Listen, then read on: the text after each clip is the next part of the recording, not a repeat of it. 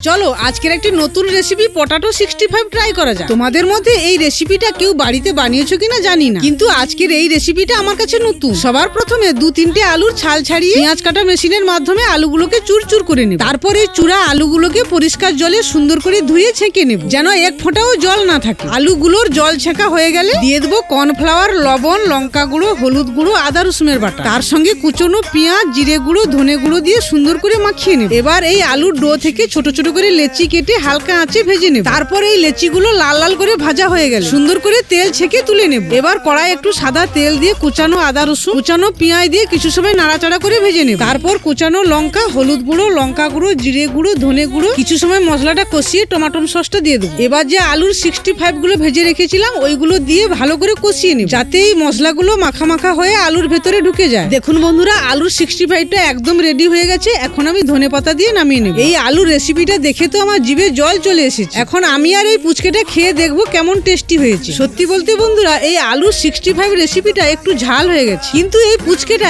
একসঙ্গে দুটো করে খাচ্ছে আর জল খাচ্ছে।